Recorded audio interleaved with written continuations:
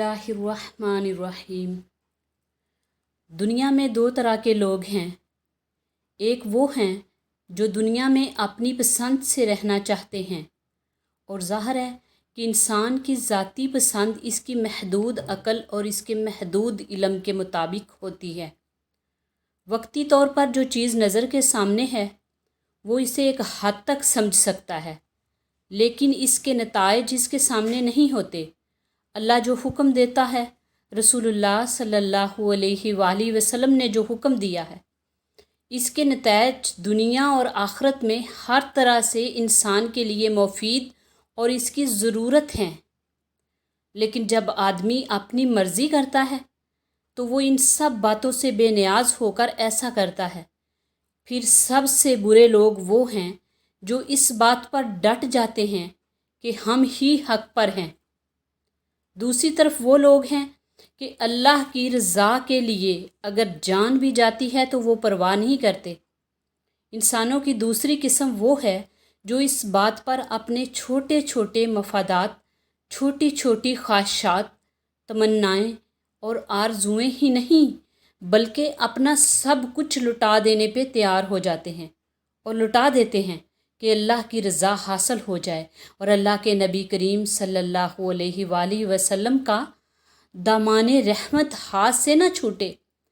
अल्लाह अपने बंदों पर बहुत ज़्यादा मेहरबान है। ये बंदे अल्लाह की रज़ा के लिए अपनी जान भी लुटा देते हैं, लेकिन आप पर बज़ाहिर जो तकलीफ़ भी आए, हकीकतन वो रहमते इलाही का मज़हर होती है। सूरतें दो तरह की होती हैं। एक बज़ाहिर तो बहुत खुशगवार नज़र आती हैं, बहुत खूबसूरत लगती हैं, लेकिन इनमें इंसान बड़ी तकलीफ़ में होता है, इस दुनिया में भी और आखिरत में भी। बज़ाहिर हमें एक शख्स दौलतमंद नज़र आता है, लेकिन हम ये नहीं जानते कि शायद वो दौलत इस्तेमाल भी कर सकता है या नहीं। इसे कोई ऐसा मर्ज़ हो जाता है कि वो खाना सही तरह नहीं खा सकता, आराम नहीं कर सकता, इसे नींद नहीं आती, दुख होता है, दर्द होता है, तकलीफ़ होती है और बेशुमार तरीक़े हैं जिनसे इसे ईज़ा पहुँचती रहती है। सिर्फ़ दौलत को वो क्या करेगा। इसी तरह बाज़ लोगों के पास इक़्तिदार होता है और हम समझते हैं कि ये बड़े खुशहाल हैं, लेकिन दर हकीकत वो बड़े परेशान हाल होते हैं। बाज़ लोग बज़ाहिर मुसीबत में होते हैं, लेकिन अगर वो मकबूलाने बारगाह हैं तो मुसीबत के अंदर भी इनके लिए राहत होती है। अगर अल्लाह की बारगाह में वो मकबूल हैं, इन्हें एक ख़ास सुकून नसीब होता है, एक ख़ास कुर्ब नसीब होता है, अल्लाह की रहमत नसीब होती है। जैसे नबी करीम सल्लल्लाहु अलैहि वसल्लम ने फरमाया कि क़यामत के रोज़ अल्लाह करीम शुहदा से पूछेंगे कि बताओ तुम्हें क्या चाहिए। अब शहीद होना बज़ाहिर बड़ा तकलीफ़ दे अमल है।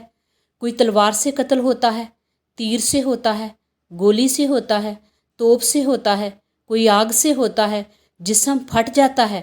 बज़ाहिर ये बहुत तकलीफ़ दे काम है, जान भी जाती है, जिस्म के परखच्चे उड़ जाते हैं, लेकिन चूँकि वो अल्लाह की रज़ा के लिए ऐसा कर रहा होता है, तो इस तकलीफ़ में जो बज़ाहिर हमें तकलीफ़ नज़र आती है, शहीद को वो लज्जत नसीब होती है कि जब अल्लाह करीम शुहदा से मैदान हशर में पूछेगा कि बताओ तुम्हारी कोई ख्वाहिश, तुम क्या चाहते हो, तो वो कहेंगे अल्लाह एक दफ़ा फिर दुनिया आबाद कर, एक दफ़ा फिर दुनिया आबाद कर, हमें वहीं भेज दे, एक दफ़ा फिर से तेरी राह में जान देने का मज़ा आए और वही मौत, वही शहादत नसीब हो।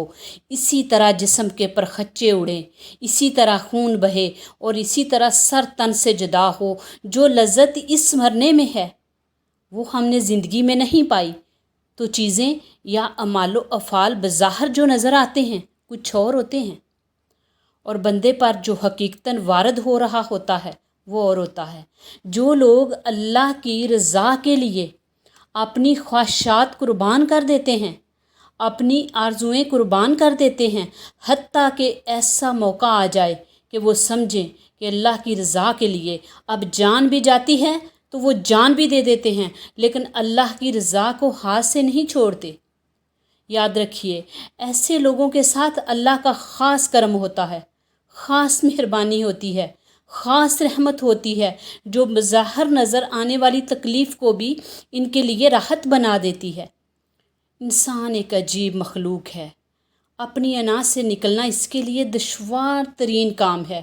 صوفیاء بھی کہتے ہیں کہ اللہ اللہ کرنے سے انسان کی حالت بدلتی ہے، اللہ کی اطاعت نصیب ہوتی ہے، نبی کریم صلی اللہ علیہ وسلم سے نسبت محبت ہو جاتی ہے۔ لیکن سب سے آخر میں انسان کے اندر سے جو چیز نکلتی ہے وہ اس کی اپنی انا ہوتی ہے۔ انسان اپنے آپ کو بہت کچھ سمجھتا ہے، در حقیقت اس کی کوئی حیثیت نہیں ہے، اس کا علم محدود ہے، طاقت کے اعتبار سے اس کی طاقت بڑی تھوڑی اور بڑی محدود ہے۔ کسی بھی پہلو سے سوچا جائے تو وہ محتاج اور بے بس ہے۔ کسی دانا نے ہارون الرشید سے کہا کہ آپ کہیں جنگل میں ہوں، بھٹک جائیں، فوج سے الگ ہو جائیں اور آپ کو پیاس ستائے، پانی قریب نہ ہو، جاں بلب ہو جائیں، کوئی ایسا آدمی جس کے پاس پانی ہو اور وہ آپ کو مفت نہ دے، تو آپ پانی کے ایک گلاس یا چند گھونٹ کی قیمت کہاں تک دیں گے؟ تو ہارون الرشید نے کہنے لگے کہ آدھی سلطنت دے دوں گا۔ اس عقل مند آدمی نے پھر کہا کہ پینے کے بعد اگر وہ پانی خارج نہ ہو، پیٹ میں رک جائے، کوئی ایسا مرض بن جائے، تو ہارون الرشید نے جواب دیا کہ جان بچانے کے لیے ساری سلطنت ہی دے دوں گا۔ تو اس دانا نے فرمایا پھر اس سلطنت یا اس ریاست پہ اکڑنا کیسا جس کی قیمت گھونٹ پانی اور چند قطرے پیشاب ہے؟ انسان جتنی بھی دولت جمع کر لے، جتنا بھی مال اکٹھا کر لے یا اپنی حیثیت بنا لے، لیکن تھوڑی سی تکلیف آ جائے تو وہ ساری بے حیثیت ہو جاتی ہے۔ موت سارا نقشہ ہی بدل دیتی ہے، سب کچھ مٹا دیتی ہے۔ جو کچھ اس کے پاس ہے وہ کسی اور کا ہو جائے گا، اس کی بیوی اس کی نہیں رہے گی، اس کی جو بیویاں ہوں گی وہ بھی نہیں رہیں گی، ان پر بھی اس کا حق نہیں رہتا، دولت بھی وارثوں کی ہو جاتی ہے۔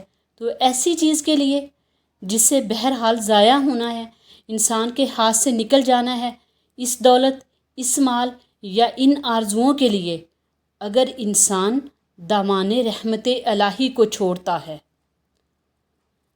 تو کتنی بڑی نادانی ہے۔